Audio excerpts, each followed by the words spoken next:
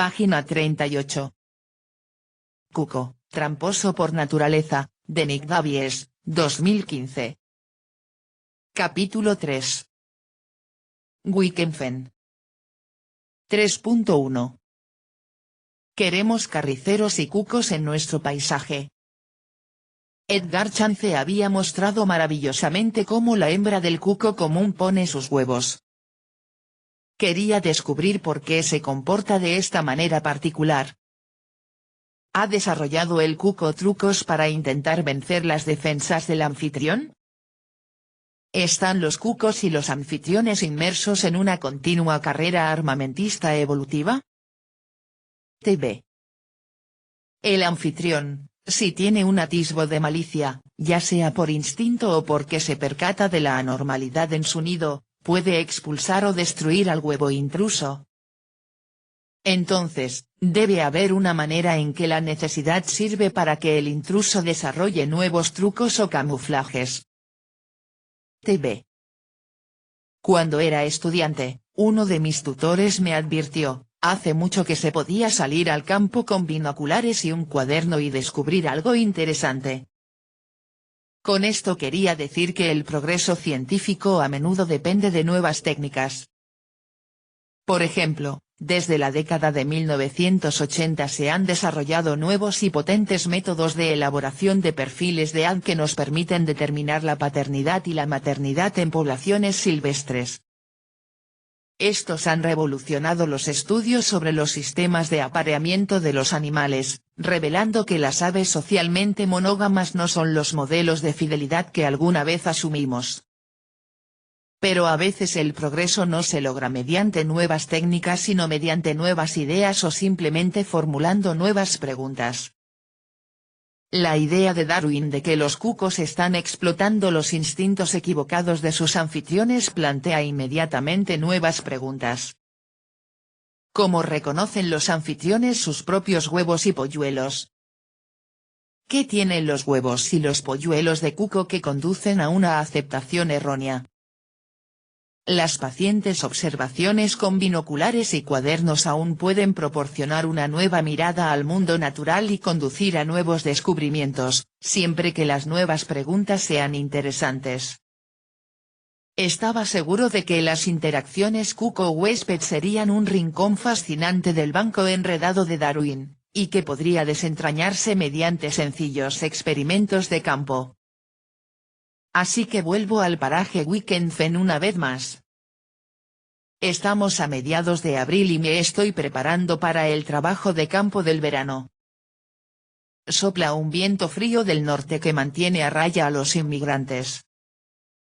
Pero pronto llegarán los cucos y los carriceros de África, y antes de que establezcan sus territorios necesito delimitar el mío. Esta ha sido mi rutina de primavera todos los años desde 1985 y me siento como en casa aquí bajo este enorme cielo. Camino por los canales bordeados de juncos y cada 20 pasos coloco pequeñas etiquetas numeradas en los juncos. Estos me ayudarán a trazar las posiciones de todos los nidos de la reinita más adelante, cuando comience la temporada de reproducción. En mi jardín de Cambridge, mirlos, petirrojos y correlimos ya están incubando nidadas o alimentando a sus polluelos, pero en los pantanos la primavera llega mucho más tarde. Los nuevos juncos están empezando a mostrarse verdes, justo por encima de la superficie del agua, pero son escasos y los cañaverales todavía tienen el ambiente del invierno, dominado por los tallos de color marrón amarillento del crecimiento del año pasado. Las viejas y esponjosas cabezas de las semillas brillan plateadas mientras camino hacia la luz del sol de la mañana, y luego doradas mientras me dirijo a casa por la tarde, con el sol detrás de mí. Los juncos comunes son los pastos nativos de Gran Bretaña más altos y pueden alcanzar los 3 metros de altura. Crecen como rizomas bajo tierra, extendiéndose por el suelo y generando nuevos brotes verticales año tras año, tal vez durante siglos. Mientras los rizomas perduran, estos juncos que se encuentran sobre el suelo mueren cada otoño, aunque sus tallos muertos pueden permanecer en pie durante varios años. Los juncos viejos proporcionarán cobertura y lugar para anidar los primeros nidos de la renita carricera. En aproximadamente una semana, estas zanjas estarán llenas de reinitas cantoras, y me pregunto si las aves obtendrán la misma satisfacción que yo al marcar un territorio para el verano. Con todas mis etiquetas numeradas en su lugar, siento que estas zanjas son mías durante esta temporada, que he tomado posesión del pantano. Hace unos miles de años, los inmigrantes primaverales habrían encontrado un paisaje diferente. Habrían caído del cielo nocturno a un enorme humedal de unos 4.000 kilómetros cuadrados.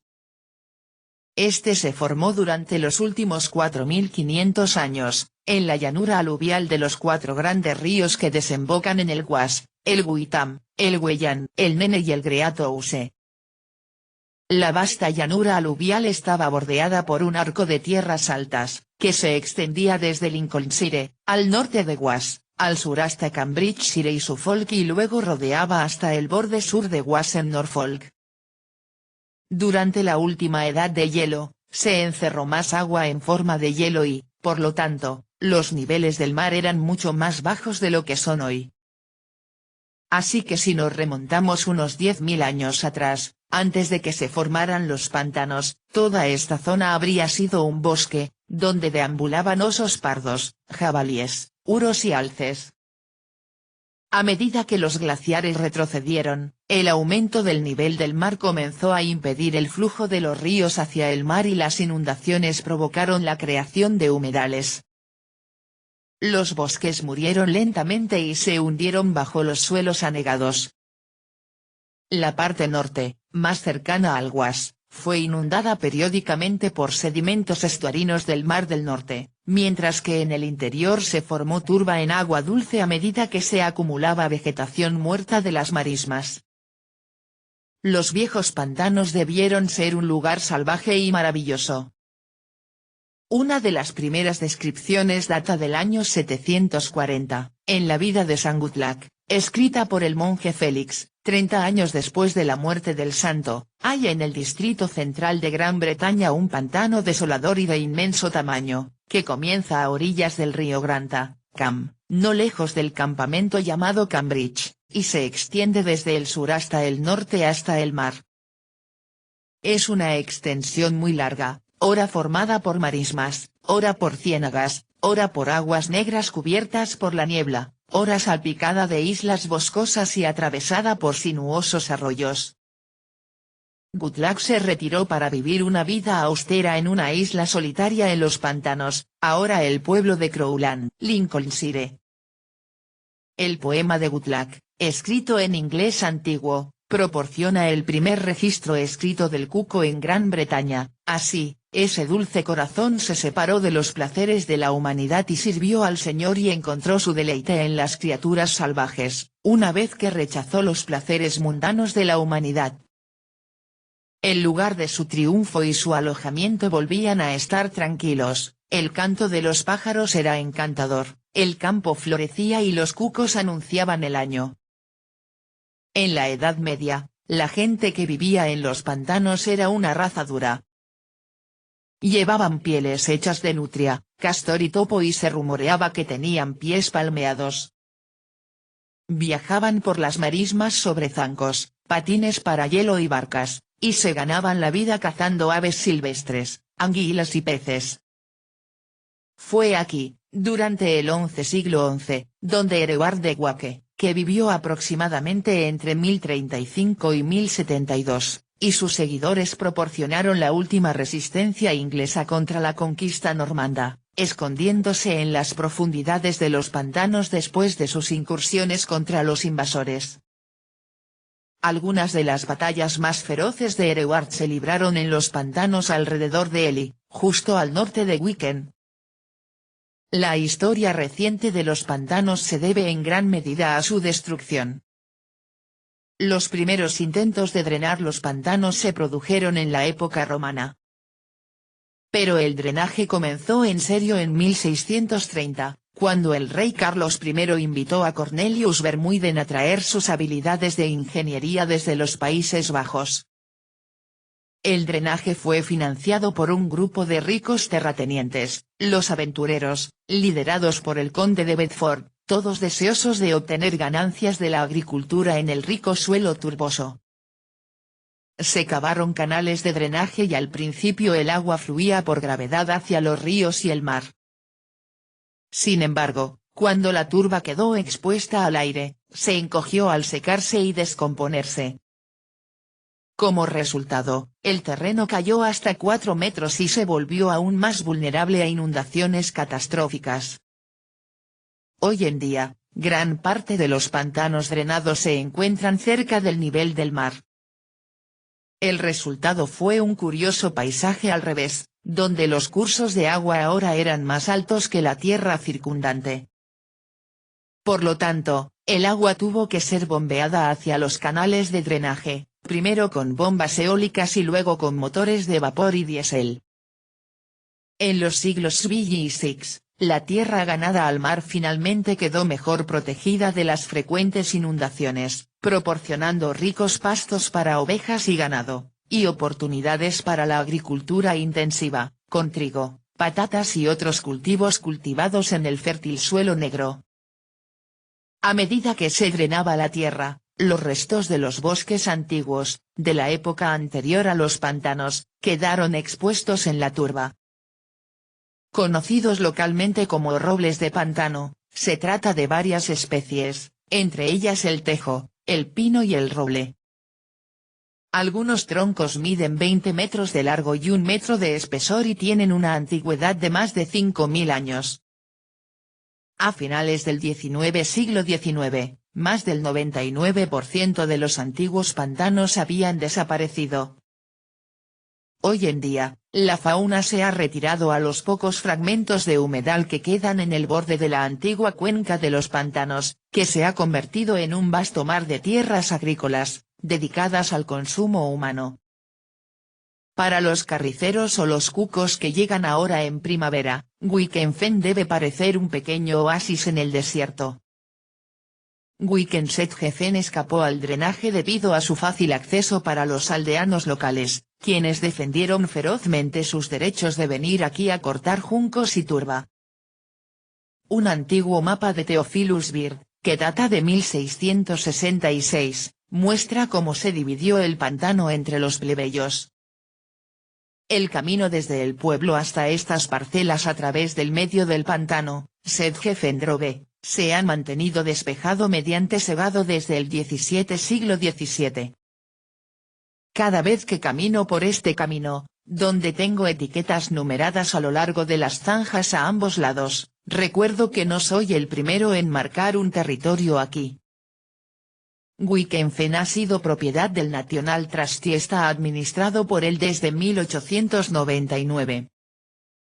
La mayor parte de la reserva fue adquirida, pieza por pieza, durante las primeras décadas del siglo XX. A medida que la turba fue reemplazada como fuente de combustible por carbón y la juncia para los techos por tejas, existía la preocupación de que el pantano de Juncia pudiera sufrir el mismo destino que la tierra circundante y ser drenado para la agricultura. Para entonces se había convertido en un famoso coto de caza para los entomólogos y botánicos victorianos. George Berral, 1848-1911, y Charles Rothschild, 1877-1923, ambos presidentes de la Royal Entomological Society, estuvieron entre los pioneros de la conservación que tuvieron la previsión de comprar partes del pantano para proteger su hábitat y legaron sus parcelas al National Trust. El pantano era famoso desde hacía mucho tiempo por su rica vida silvestre. 70 años antes, cuando Charles Darwin estudiaba en Cambridge, de 1828 a 1831, contrató a un trabajador para que recogiera la basura en el fondo de las barcazas en las que se traían juncos de los pantanos, y así consiguió algo de dinero. El maestro de Darwin, John Stevens Slow, también llevó a sus estudiantes a recolectar insectos y plantas en las afueras de Wikenfen. La reserva completa, incluidas las tierras agrícolas recuperadas, tiene 750 hectáreas, y esto incluye solo un pequeño fragmento, 169 hectáreas, de antiguo pantano sin drenaje. Aunque parezca un lugar salvaje, ahora hay que gestionarlo tan intensivamente como las tierras de cultivo circundantes. La batalla principal es evitar que el pantano se seque y se convierta en matorral boscoso. Este proceso de sucesión se produce de forma natural. Comienza en aguas abiertas donde, a medida que las plantas crecen y mueren, sus depósitos se vuelven aptos para la colonización de juncos. Los rizomas de los juncos se extienden por el barro, lanzando brotes y convirtiendo lentamente el hábitat en un pantano de juncos. A medida que las cañas mueren, la tierra gradualmente se eleva y se seca. Los campos de juncos ahora toman el relevo y, a medida que se acumula aún más vegetación muerta, la tierra se seca aún más, volviéndose apta para bosques, principalmente espino amarillo y aliso. Lo que alguna vez fue agua abierta se ha transformado con los años en un denso matorral. En la época de los antiguos pantanos, esta sucesión se habría evitado mediante frecuentes inundaciones naturales. Pero ahora que la tierra que rodea Wikensetgefen ha sido drenada para la agricultura y protegida de las inundaciones invernales, hay una lucha constante para mantener el pantano húmedo evitando que el agua se filtre hacia las tierras de cultivo más bajas. Es necesario bombear agua al pantano y cortar periódicamente juncos y otras hierbas, basura, para evitar la acumulación de vegetación muerta. Sin embargo, a principios del siglo XX, los matorrales boscosos se apoderaron de algunas zonas más secas y tuvieron que ser talados. Grandes herbívoros ahora también deambulan por los pantanos una vez más, y la esperanza es que su pisoteo y pastoreo ayuden a mantener el hábitat abierto y eviten que los matorrales regresen. Mientras busco nidos entre los juncos, a veces me sorprende el sonido de los cascos al galopar por el pantano, mientras los sementales Pony-Konik pastorean a sus yeguas. Esta raza polaca tiene algunas características de los caballos salvajes extintos que adornaron Gran Bretaña hasta hace 7000 años, inmortalizados en antiguas pinturas rupestres europeas. Son bajos y rechonchos, con pelajes de color gris crema, y se ven perfectamente como en casa en el pantano. Sus espesas melenas y largas colas hacen eco de las cabezas de semillas de los viejos juncos que se mueven con el viento. También se ha introducido ganado de las tierras altas.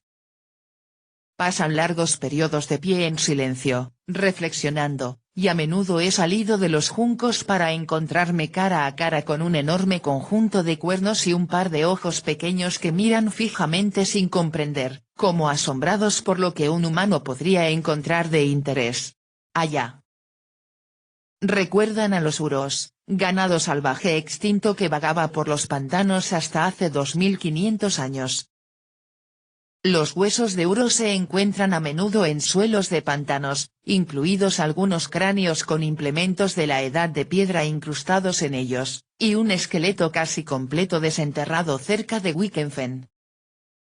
Cuando la naturaleza controlaba los pantanos, había abundante hábitat adecuado para los carriceros y los cucos. Ahora estamos a cargo, su futuro está en nuestras manos. Si queremos carriceros y cucos en nuestro paisaje, tendremos que administrar la tierra y pagar por ellos, tal como lo hacemos con nuestros cultivos agrícolas. Página 40.